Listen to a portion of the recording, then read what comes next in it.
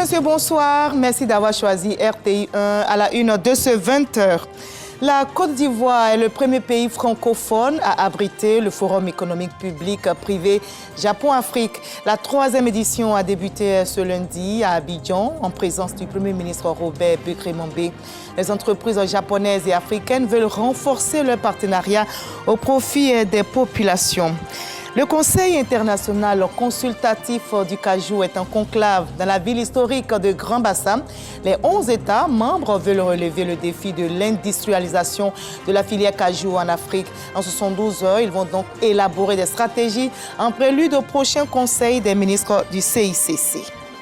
Une délégation de l'Alliance internationale des maires francophones vient de séjourner à Abidjan. En marge du festival sportif francophone, ces élus ont eu une séance de travail avec les vice-gouverneurs du district autonome d'Abidjan. Le rayonnement des villes a été évoqué.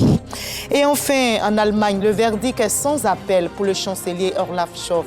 Il a perdu ce jour la confiance du Parlement, un résultat qui ouvre formellement la voie à des élections législatives anticipées en février prochain. Le chancelier allemand avait décidé d'affronter aujourd'hui même le vote confiance des députés. Eh bien, il a perdu ce vote.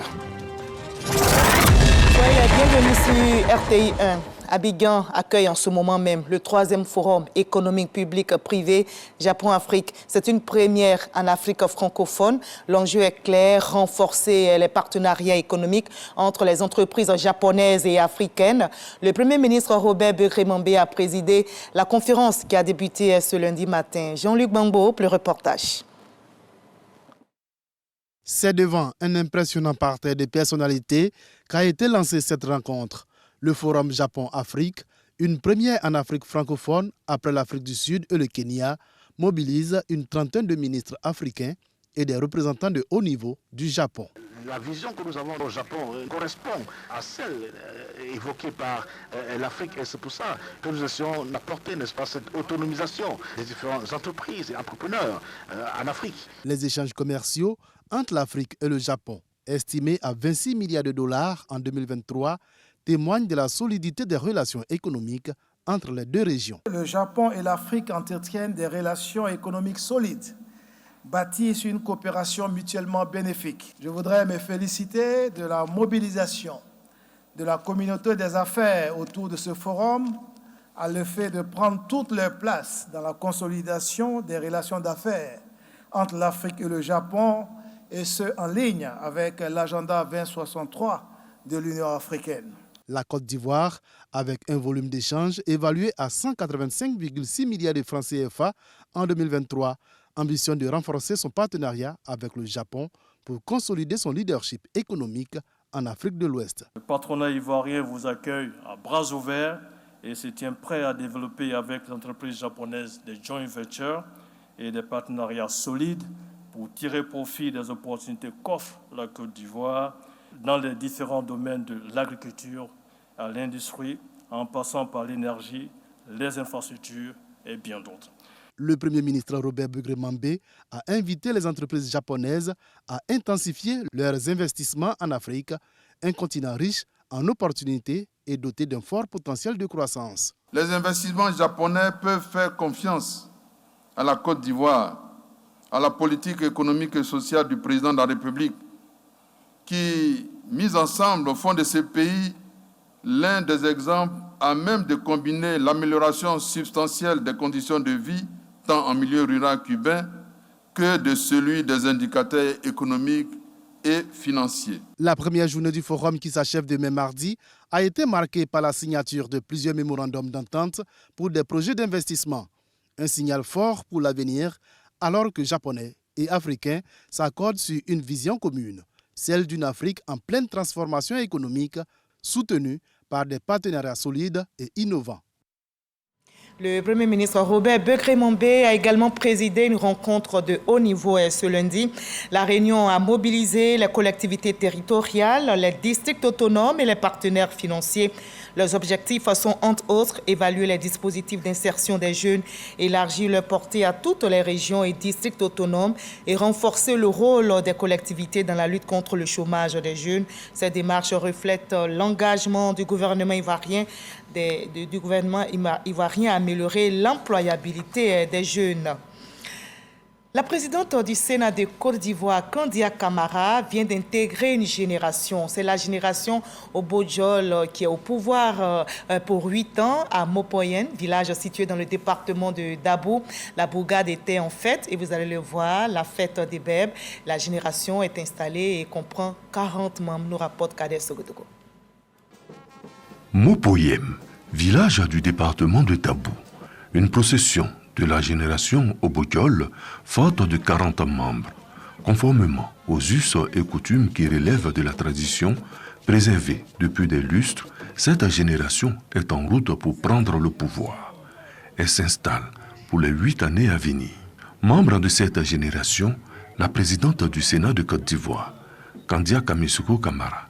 Son choix est l'expression de l'unité, de la cohésion et de la démocratie que Mopoyem veut véhiculer au monde entier.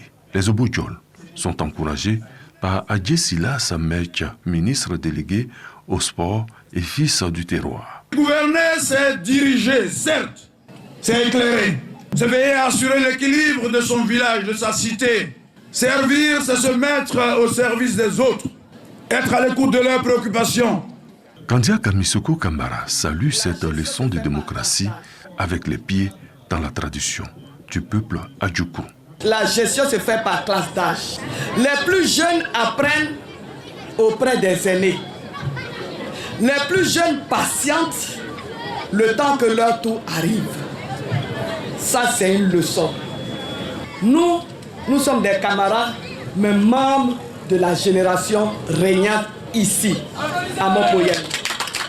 Quelle belle leçon du vivre ensemble, de la cohésion, de la fraternité. Et ça, c'est un exemple qui doit être suivi par l'ensemble des Ivoiriens. À Mopoyem, la génération Ngbesi s'en va. Les Obojol sont là. C'est au son d'un tambour que le village a remis en guise de présent un tableau à Kandia Kamisuko Camara qui, depuis 2016, accompagne Mopoyem dans le cadre de la célébration de la fête des bèbes.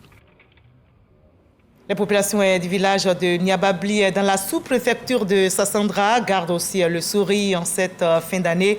Le haut représentant du président de la République, Gilbert Kafana Koné, vient d'équiper le centre de santé d'une ambulance médicalisée et des lits d'hospitalisation. Le ministre-gouverneur Philippe Légré a procédé à la remise des dons. Sam Konan. Les populations du village de Niababli, dans la sous-préfecture de Sassandra, ont raison de manifester leur joie. Désormais, les malades vont être transportés par une ambulance médicalisée. Tout est parti d'un mail qu'un jeune du village du nom de Tiemoko Koulibaly a envoyé au président de la République, Alassane Ouattara. À la vérité, je n'y ai pas cru au départ. C'est quand j'ai reçu le coup de fil du haut représentant que je me suis rendu compte que mon acte était d'une grande portée sociale. Donc c'est une réalité. L'enseignement dans cela, ça veut dire que le président Alassane Ouattara se comporte comme le président de tous les Ivoiriens, quel que soit leur niveau social. Est-ce qu'il ne mérite pas qu'on l'applaudisse pour cela? Pour le ministre-gouverneur Philippe Légré, qui a procédé à la remise de l'ambulance au nom du haut représentant du président de la République, le chef de l'État est à l'écoute de tous les Ivoiriens. Alassane Ouattara, c'est un homme qui est bien. Depuis l'arrivée ici, là, notre région est développée. À Niababli, ici, là, à Kokolo, à Dakpadou, à Sago, partout dans la région du Boclé, c'est Alassane Ouattara. Ce qu'il a fait ici, là, est-ce qu'il y a des gens, même on ne les voit pas, on ne les connaît pas, on ne les a jamais vus. Est-ce qu'un homme comme ça, vous pouvez lui envoyer un message et puis il va vous envoyer en ambulance? Le président du conseil régional du Boclé, Kébé Mahamadou, a saisi l'occasion pour remettre des chèques d'une valeur de 13 millions de francs CFA à 18 jeunes de Niababli et des villages environnants, dans le cadre du PGDEC.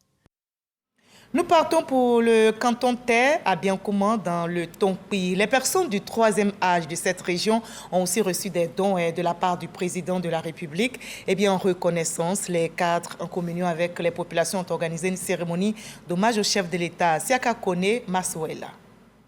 50 personnes du 3e âge issues des villages de Dengouin, Kabakouma, Mangouin-Yorogouin, Bambelo, Candepleu, Terre et Zongouin, tous du département de Biancouma, ont répondu à l'appel de Claude Saï, cadre de la région du Tongpi et chef de cabinet du président de la République à l'occasion de la journée des retrouvailles. Il entend ainsi apporter de la joie dans le cœur de ces seniors à quelques jours des fêtes de fin d'année. Nous disons vraiment merci au président de la République de penser aux personnes de 3e âge. Merci au président de la République pour tout ce qu'il fait déjà pour la région du Tongpi et qu'il continue dans ce sens parce que le Tongpi est derrière lui et nous avons besoin de lui toujours pour pouvoir promouvoir ce développement qui est engagé. Le préfet du département de Biancouma a exhorté les parents du canton Terre à prier pour le chef de l'État et aussi pour leur fils Claude Saï, ce rassembleur qui ne cesse de valoriser les actions du président de la République dans la région du Tongpi. Ils sont certes nombreux, les cadres qui sont autour du président de la République, mais ils sont très peu qui agissent comme lui. Je pense qu'il faut prier pour lui. Il faut prier pour toute la Côte d'Ivoire, à commencer par son premier citoyen. Vous savez que tout ce qu'on vit aujourd'hui, c'est grâce à la paix qui est venue dans notre pays. 2025 approche et c'est un autre défi que notre pays s'apprête à relever. Je souhaite que par le comportement de chacun d'entre nous, par la prière de chacun d'entre nous, la Côte d'Ivoire puisse franchir ce cap. Les actes de solidarité du président Alassane Ouattara envers ces personnes du 3e âge de la région du Tongpi ont débuté depuis le mois de juillet dernier, où ces personnes perçoivent mensuellement la somme de 20 000 francs CFA, signe d'un amour scellé entre le président de la République et le peuple d'An. Le ministre de l'Environnement, du Développement durable et de la Transition écologique était à Grand Laou. Jacques Assaoré a visité le site qui abrite les travaux de l'embouchure à Laou-Ekpanda ainsi que le parc national d'Azagny, une aire protégée qui compte parmi les fiertés ivoiriennes en termes de gestion des aires protégées. Le reportage de Jeanne Atoubé et Zia Apollinaire. À une dizaine de kilomètres du village d'Irobo, dans le département de Grand Laou, le parc national d'Azagny, une aire protégée que le ministre de l'Environnement, du Développement durable et de la Transition écologique redécouvre avec fierté. Jacques Assaoré Conan, satisfait du travail que mènent au quotidien les agents de l'OIPR, Office ivoirien des parcs et réserves, en intelligence avec les communautés qui ont ce parc en partage pour sa conservation. Une approche participative, mais également une politique de gestion qui permet aujourd'hui au parc d'Azagny de ne plus être objet d'agression. Raffermir nos relations avec les populations qui vivent à la périphérie du parc national d'Azagny, en leur apportant un certain nombre de développements, notamment en contribuant à l'amélioration des infrastructures sociales de base, notamment les réhabilitations d'écoles, de centres de santé, et surtout la création et la mise en place de micro-projets qui puissent leur être bénéfiques. Le parc national d'Azagny est l'illustration de l'engagement du gouvernement à inscrire la Côte d'Ivoire parmi les pays qui ont la meilleure conservation de leurs parcs et réserves. Et de façon globale, faire face aux problèmes liés à l'environnement.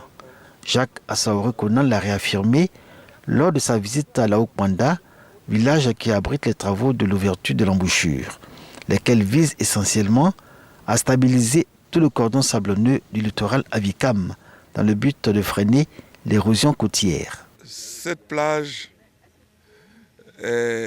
c'est le symbole même de l'impact du changement climatique. Si on ne faisait rien, le village tout entier va disparaître. C'est 33 milliards de francs CFA que l'État et les bailleurs de fonds mettent dans cet investissement. Donc on doit être très reconnaissant au chef de l'État. Le programme WACA de la Banque mondiale coordonne la lutte contre l'érosion côtière en collaboration avec la Côte d'Ivoire via le ministère de l'Environnement, du Développement durable et de la Transition écologique. Les pêcheurs de Laou-Ekpanda, selon leur président Akadji Alphonse, attendent avec beaucoup de patience la fin des travaux pour la reprise de leurs activités. L'eau, source de vie, est devenue rare dans certains quartiers de Boisflé, dans la région de la Maraoué. À Agbanou, où cette denrée manque, les habitants utilisent, vous allez le voir, des puits pour se ravitailler. La population appelle donc à l'aide pour terminer l'année en toute beauté. Nous témoignent nos reporters Amidi Arasuba, Fernand Conan et Joël Gomez. Agbanou, Carrefour CDAO. Nous sommes à Boisflé, dans la région de la Maraoué. Cet après-midi, Nadège compte un repas pour sa famille. Pour se procurer de l'eau, ce puits de fortune est son seul espoir. Un parcours de combattant. Depuis 2015, on ne gagne pas l'eau. Souvent, nous-mêmes, là, on ne sait pas comment on fait. Souvent, mais à 4 heures, on s'en chercher d'eau. On ne gagne pas. Ce puits construit au milieu de la cour est peu profond et a presque tari. Puis, il n'y a rien dedans. Comme on dit, à partir de novembre, il n'y a rien dans le puits là. On est là, on ne comprend pas. On ne gagne pas de nous, quand nous aider. Cette eau recueillie pour la cuisine est non potable. Sa consommation quotidienne est risque de maladie. On peut boire, mais on tombe malade. Les enfants tombent malades. Tout le temps, chaque fin du mois, malade, on ne gagne pas l'eau. Julienne, coiffeuse, vit la même situation que la famille Kouadio. N'ayant pas de puits, elle parcourt chaque jour cette distance pour se procurer de l'eau. Chez nous, il n'y a pas l'eau parce qu'il n'y a pas château à côté de nous, donc on puisse puiser là. Ce processus, elle le reproduira 8 fois au cours de la journée, autant que besoin se fera sentir. Un acte qui n'est pas sans conséquence sur la santé de cette trentenaire. Souvent, je m'en vais au travail, je suis pressée, je suis obligée de marcher pour venir puiser l'eau. Tous les jours, je suis fatiguée. Tous mes bras me font mal, tous mes pieds me font mal, mon corps. Les habitants du quartier Agbanou, Carrefour CDAO, sont confrontés à un manque criard d'eau. L'état désastreux de la route s'ajoute aux difficultés de cette localité. Cette voie secondaire poussiéreuse qui mène dans le quartier est arpentée de creux. Une situation pénible pour les usagers. Si c'est 2 camions qui vont se croiser là, il faut que l'autre l'a arrêté d'abord, et puis l'autre là l'a passé. S'il pleut même, c'est pas grave, partout il y a l'eau. C'est pas praticable, mais comme nous sommes déjà habitués avec les clients, nous sommes obligés de faire. Une femme enceinte, quand tu prends, elle va te dire doucement. Oh, l'état de la route compte, mais c'est pas toi-même. Les riverains, impuissants, regardent la route se détériorer avec peur et consternation. Le calvaire que nous vivons ici, vous voyez que le bitume s'est arrêté quelque part là. Donc ça devait aller jusqu'au château. En tout cas que le bitumage soit fait, que cette route-là soit arrangée pour faciliter la circulation, pour faciliter le transport des malades facilement dans un centre de santé. Les autorités municipales sollicitées n'ont pas donné de suite à notre requête. En attente de l'aide du gouvernement, les habitants d'Agbanou s'en remettent à leurs actions de résilience et à la providence divine. Voilà, et espérons que leurs appels seront entendus. C'était un reportage d'Amidi Arasuba. Le Conseil international consultatif du cajou est en conclave dans la ville historique de Grand Bassam. Les 11 États membres veulent relever le défi de l'industrialisation de la filière cajou sur le continent. En 72 heures donc, ils vont élaborer des stratégies en prélude au prochain Conseil des ministres du CICC. Le reportage de Léon Brou. Voici les nouveaux membres des commissions techniques du Conseil international consultatif du cajou, en abrégé CICC. 25 experts désignés par les 11 pays membres pour travailler à répondre aux défis de la filière. Parmi ceux auxquels les invite cette réunion de Grand Bassam, la question de la transformation locale du cajou. Nous ne pouvons pas être dans des pays où vraiment l'emploi et l'employabilité des jeunes posent un grand problème et qu'on continue à exporter nos matières premières. Beaucoup d'industries sont fermées et les États n'ont pas mis jusqu'à présent, en tout cas sauf la Côte d'Ivoire et un peu le Bénin, des mesures claires et pertinentes qui peuvent vraiment promouvoir cette industrialisation. Des noix qui passent d'une frontière à l'autre sans contrôle. Je pense qu'il faut commencer par réfléchir et trouver un mécanisme que les unités de transformation qui existent déjà, qui ont investi, puissent trouver de la matière première pour faire la transformation et donner de la valeur ajoutée à notre produit. 25% le taux de transformation par chaque pays de sa production de noix de cajou et au moins 62 milliards de nos francs distribués en termes de revenus. Réalisent cette ambition du CICC seulement la Côte d'Ivoire et le Bénin. Leurs exemples vont donc inspirer les assises de Grand Bassam, aussi convoquées sur le financement de la recherche pour la hausse de la production et la durabilité de la filière ainsi que la commercialisation du cajou. Des travaux en vue de proposition au Conseil des ministres du Conseil international consultatif du cajou d'avril 2025. Voilà, et l'AIMF qui a aussi des défis à relever. Une délégation de l'Alliance internationale des maires francophones vient de séjourner à Abidjan. En marge au festival sportif francophone, ces élus ont eu une séance de travail avec les vice-gouverneurs du district autonome d'Abidjan. Le rayonnement des villes a été évoqué, nous rapporte Serge Collier. Arnaud Ngacha, adjoint à la mairie de Paris, chargé de l'Europe, des relations internationales et de la francophonie, et Frédéric Vallier, délégué général de l'AIMF, l'Alliance internationale des maires francophones, ont échangé avec les vice-gouverneurs du district d'Abidjan. Au menu, l'accord de coopération qui lie Paris à Abidjan depuis le 8 avril 2016 et le programme des activités et les perspectives de l'AIMF auprès des villes membres. Nous avons pu aborder des différents sujets qui lient notamment la ville de Paris à la ville d'Abidjan. Nous l'avons évoqué, c'est une ville qui est en pleine transformation, notamment les enjeux d'urbanisme liés ici à cette transformation de la ville. Nous sommes à la disposition d'Abidjan pour pouvoir apporter notre aide, notre coopération, aussi à apprendre d'Abidjan parce qu'une bonne relation, c'est gagnant-gagnant, donnant-donnant. L'AIMF, l'Alliance internationale des maires francophones, est présidée par Anne Hidalgo, maire de Paris, avec pour vice-président le ministre-gouverneur du district d'Abidjan, Ibrahima Bakongo. Voilà, et c'est dans un contexte de paix que toutes ces activités se déroulent. Le caucus des femmes pour la paix dans notre pays se prépare à rendre hommage au président de la République. Ce sera le samedi 21 décembre prochain. Ces femmes veulent saluer les efforts du chef de l'État pour le maintien et la consolidation de la paix dans notre pays. Anaëlle Decrisa, Carmel Dia pour le reportage. Les femmes de Côte d'Ivoire se prépare à rendre un vibrant hommage au président de la République Alassane Ouattara. Une reconnaissance pour toutes ses actions en faveur du maintien de la paix, la solidarité et l'unité. À l'initiative du caucus des femmes pour la paix en Côte d'Ivoire, les festivités se tiendront ce mois de décembre au Palais des Sports de Trècheville. Le jour de la journée de la paix, nous allons remercier le président pour ses bienfaits. J'invite toutes les femmes de Côte d'Ivoire, que ce soit les femmes handicapées, les femmes musulmanes, les femmes chrétiennes, les femmes de tous les bords politiques sans exception, nos mamans, toutes les sensibilités, toutes les femmes en général, à venir massivement pour célébrer la paix avec nous, pour dire non aux violences, pour dire non à tout ce qui peut détruire notre belle Côte d'Ivoire. À cette cérémonie, ce sont plus de 5000 femmes qui sont attendues. Un nouveau mouvement fait son entrée sur la scène politique nationale. C'est le mouvement Pro-Ado. Il est né le 7 décembre dernier. Le présidium a tenu un point presse pour annoncer le démarrage de ses activités. Le V-Baoulé regroupant les régions de l'Ifou, du Nzine, du Gbeke et du Bélier se mobilise activement en soutien au président de la République, Alassane Ouattara. Cette dynamique est portée par le mouvement Ewan Ado, qui signifie « Nous disons Ado ».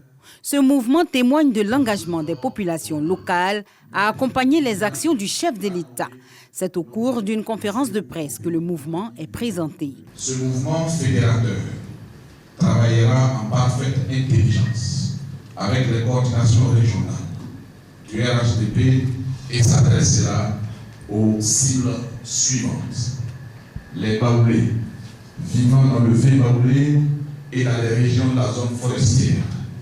Et plus généralement, les Ivoiriens et les Ivoiriennes non encartés dans les partis politiques et qui ont en partage la nécessité pour la Côte d'Ivoire de voir le président Alassane Ouattara poursuivre son action salutaire. Assurés de notre éclatante victoire, nous nous sommes donné l'organisation suivante pour la consolider. Un présidium d'honneur, une coordination nationale qui a en son sein un présidium exécutif et un secrétariat opérationnel. Le mouvement Ewan Ado a été créé le 7 décembre dernier et pour 2025, cette organisation qui réunit les personnalités du V-Baoulé entend fédérer les fils et les filles des régions concernées autour de son mentor, Alassane Ouattara. Voilà, le reportage d'Anaël Dekriza a été commenté pour vous par Sidonie Davila. Le quartier Ndokwa de la commune de Yopougon a vibré au rythme d'un rassemblement politique hier. La jeunesse du PDCI RDA a réaffirmé son soutien à l'homme politique Tidiane Thiam pour la présidentielle d'octobre 2025. Jean Magagui. Alors que l'élection présidentielle d'octobre 2025 approche à grands pas, la question de la candidature au sein du PDCI RDA semble désormais tranchée pour la jeunesse de Yopougon.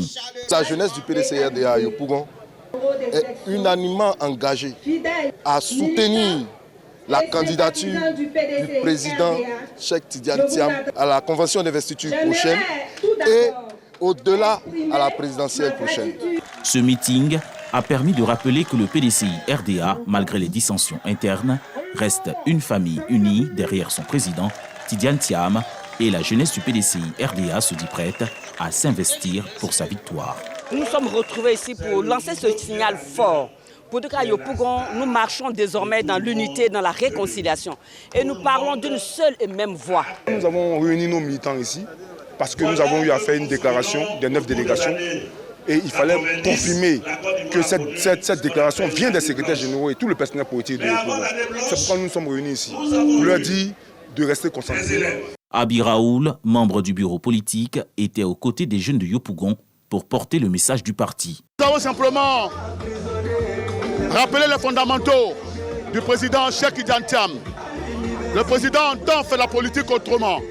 Le président appelle au calme et que le débat politique ait lieu sans invective, sans insulter les autres, mais qu'on aille idée contre idée, argument contre argument et que le meilleur l'emporte. Au stade du château de Ndokwa, la jeunesse a montré sa solidarité à l'endroit de son président.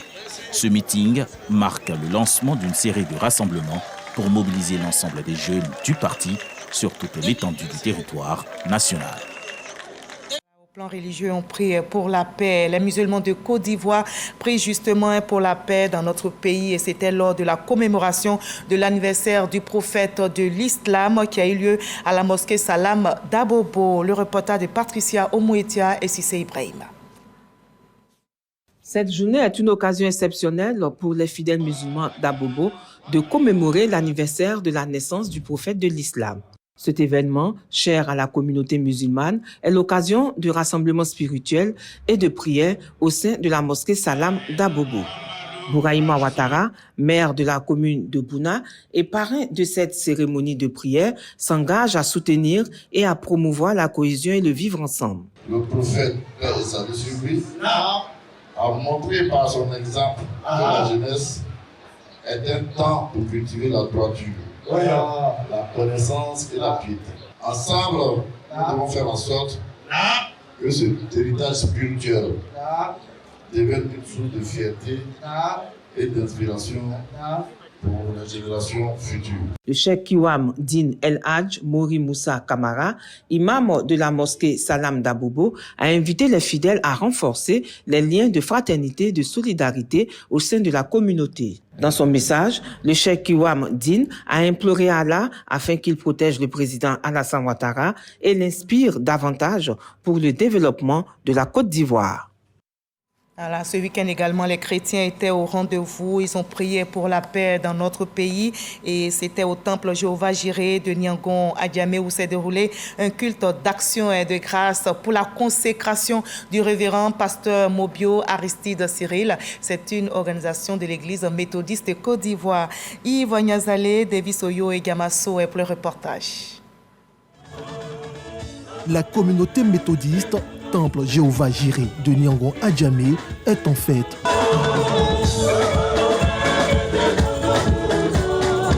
Elle célèbre le culte d'action de grâce du révérend pasteur Mobio Aristide Cyril. Un rendez-vous pour les fidèles chrétiens pour exprimer leur gratitude à Dieu pour avoir guidé et béni le révérend pasteur Mobio Aristide Cyril tout au long de son cheminement spirituel. Le culte d'action de grâce, c'est un moment de remerciement, un temps de reconnaissance au Seigneur qui nous a appelés à son œuvre. Le thème, je n'ai qu'un flacon d'huile. Et c'est la parole d'une veuve. Et c'est à partir de ce petit flacon, c'est un signifiant que le Seigneur a manifesté sa grâce et elle a réussi la vie. On part de rien. On part de rien parce que Dieu nous a donné beaucoup de choses qui sont enfuies en nous. Et le peu que nous avons, il nous appartient de mettre cela en exergue pour que le Seigneur puisse nous utiliser davantage. Cette rencontre religieuse bénéficie du soutien des autorités administratives et politiques, en l'occurrence celui du Premier ministre, représenté par Yapo Yapi Claude Janus. L'État de Côte d'Ivoire est avec l'Église méthodiste de Côte d'Ivoire pour conjuguer ensemble, pour que la Côte d'Ivoire soit un pays où il fait bon vivre parmi ses habitants et que la joie et que la paix règnent à tout moment, à tout instant. Le révérend pasteur Mobio Aristide Cyril a reçu plusieurs dons des fidèles chrétiens et de la part du Premier ministre Begré Mombé pour l'évolution de l'œuvre de Dieu. Mobio Aristide Cyril a été consacré le 17 mars 2024. Voilà, et ailleurs dans le monde, la Cour constitutionnelle sud-coréenne a entamé aujourd'hui une première réunion sur la procédure de destitution de Yoon Suk, président déchu le samedi 14 décembre dernier par le Parlement pour sa tentative ratée d'imposer la loi martiale. Et on connaît à présent le grand vainqueur du Ballon d'Or africain 2024. La couronne a été remportée par le Nigérien Ademola Lookman. Notez que 5 joueurs étaient en lice pour cette distinction, dont l'Ivoirien Simon Adingra et la Côte d'Ivoire qui rafle 2 palmes à cette cérémonie tenue ce jour à Marrakech au Maroc. La Côte d'Ivoire a raflé donc la couronne de meilleure équipe africaine de l'année 2024 et de meilleur coach africain de cette année. Fin de ce 20h. Merci à vous tous de l'avoir suivi. Mais on va terminer en Allemagne. Le verdict est sans appel pour le chancelier Olaf Scholz. Il a perdu ce jour la confiance du Parlement. Un résultat qui ouvre formellement la voie à des élections législatives anticipées en février prochain. Notez qu'Olaf Scholz va désormais demander au chef de l'État allemand de dissoudre le Bundestag pour la tenue du scrutin le 23 février 2025. Voilà, point final de ce 20h. Vous l'avez tous imaginé, vous avez raison. Je vous retrouve avec le même bonheur demain, à la même heure, sur ce même plateau, avec le même plaisir. Promouvons la paix. À demain.